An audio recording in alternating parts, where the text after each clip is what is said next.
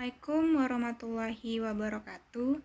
Perkenalkan, nama saya Wulan Ratnadila dengan NIM 19051117.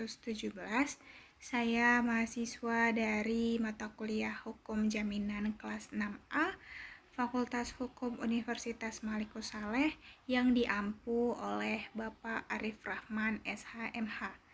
Di sini saya akan mempresentasikan hasil dari tugas saya yang berbentuk PowerPoint dengan judul Bank Garansi. Baiklah, langsung saja kita masuk topik yang pertama, yaitu ada pengertian bank garansi. Dalam suatu aktivitas bisnis, masalah pembiayaan menempati posisi yang signifikan. Tanpa kelancaran transaksi finansial, kinerja pelaku usaha akan mengalami hambatan. Untuk mengantisipasi hal tersebut, para pihak yang terlibat dalam suatu transaksi bisnis selalu mengikutsertakan pihak ketiga untuk menjamin likuiditas. Dana penerbit bank garansi merupakan salah satu jasa layanan yang ditawarkan perbankan untuk membantu kelancaran usaha. Pengertian bank garansi memiliki pengertian yang luas dan beraneka ragam dari beberapa sumber. Menurut Taswan dalam bukunya yang berjudul Akuntansi Perbankan, bank garansi merupakan semua garansi yang diterima atau diberikan oleh suatu bank untuk pihak tertentu, baik perorangan atau badan usaha, yang dinyatakan oleh bank akan dipenuhi kewajibannya dari pihak yang dijamin tersebut kepada pihak lainnya selaku penerima jaminan apabila pada waktu tertentu telah ditetapkan pihak dijamin tidak dapat memenuhi kewajibannya atau pembayarannya (cedera janji). Selanjutnya ada fungsi dan tujuan bank garansi. Seringkali pemilik proyek atau borrower masyarakat jaminan bank garansi untuk kepastian pelaksanaan atas suatu kontrak yang telah disepakati. Untuk menentukan berhasil atau tidaknya suatu pembangunan proyek bergantung kepada adanya bank garansi. Hal tersebut sesuai dengan fungsi dari bank garansi itu sendiri, yaitu untuk memperlancar hubungan kedua belah pihak, baik untuk kepentingan proyek. Kepentingan di pihak kontraktor adalah sebagai salah satu syarat yang harus dipenuhi kontraktor dalam mengajukan surat penawaran dalam tender yang diikutinya. Selanjutnya, secara umum, tujuan pemberian bank garansi oleh pihak bank kepada si penerima jaminan atau yang dijaminkan adalah sebagai berikut. Yang pertama, bagi bank tujuannya adalah memberikan bantuan fasilitas dan kemudahan dalam memperlancar transaksi nasabah dalam hal untuk mengerjakan suatu usaha atau proyek atau baru mau mengikuti tender. Dengan adanya bank garansi, maka nasabah dapat menjalankan usaha atau proyeknya. Yang kedua, bagi pemegang jaminan atau pemberi pekerjaan, bank garansi adalah untuk memberikan keyakinan bahwa pemegang jaminan tidak akan menderita kerugian bila pihak dijaminkan melainkan kewajibannya, karena pemegang akan mendapat pengganti rugi dari pihak perbankan yang menerbitkan bank garansi. Yang ketiga, menumbuhkan rasa saling percaya antara pemberi jaminan yang dijaminkan dan yang menerima jaminan. Rasa saling percaya ini diikat dalam suatu perjanjian yang saling menguntungkan dalam sertifikat bank garansi. Yang keempat, memberikan rasa aman dan ketentraman dalam berusaha, baik bagi bank maupun pihak lainnya. Hal ini jelas terutama bagi pemberi pekerjaan. Demikian pula, bank sebagai pemberi jaminan tidak akan menderita kerugian selama jaminan lawan yang diberikan benar dan sesuai dengan persyaratan yang ditetapkan. Pihak nasabah pun tidak akan berani ingkar janji karena adanya jaminan lawan yang ditinggalkan di bank. Yang kelima, bagi bank, di samping keuntungan yang di atas, juga akan memperoleh keuntungan dan biaya-biaya yang harus dibayar nasabah serta jaminan lawan yang diberikan. bank juga akan meningkatkan kredibilitasnya di mata para masyarakat. Selanjutnya ada jenis bank garansi.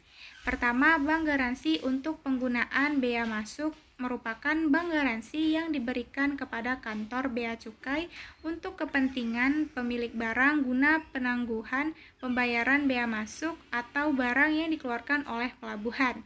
Yang kedua, bank garansi untuk pita cukai tembakau merupakan bank garansi yang diberikan kepada kantor bea cukai untuk kepentingan yang dijamin atau pengusaha pabrik rokok guna penangguhan pembayaran pita cukai tembakau atas rokok-rokok yang akan dikeluarkan dari pabrik peredaran.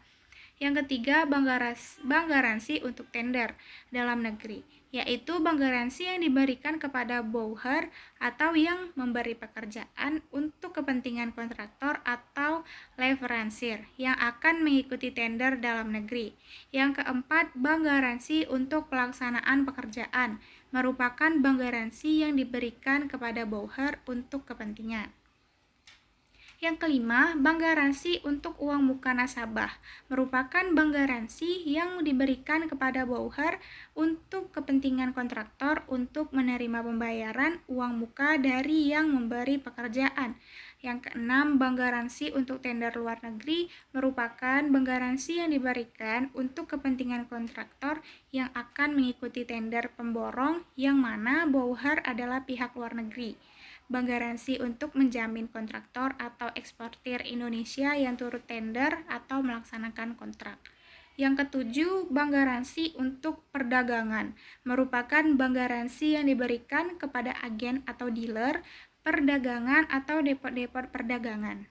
Yang kedelapan, bank garansi untuk penyerahan barang merupakan bank garansi yang diberikan kepada nasabah yang akan melakukan penyerahan barang baik yang dibiayai oleh bank ataupun tidak. Yang kesembilan, bank garansi untuk mendapatkan keterangan pemasukan barang. Bank garansi yang diberikan untuk pengeluaran barang belum dibayar pemenuh oleh importir.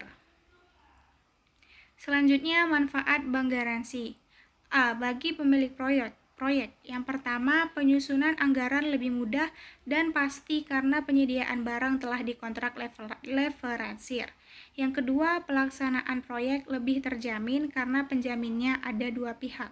Yang ketiga, persediaan teknis barang-barang relatif sedikit, kerusakan kecil dan pergudangan juga kecil.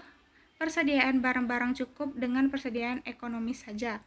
Yang keempat, pengaruh inflasi dapat dikurangi karena pembelian telah dijamin oleh kontraktor atau leveransier dan bank garansi. B. Bagi pihak bank atau pihak penjamin.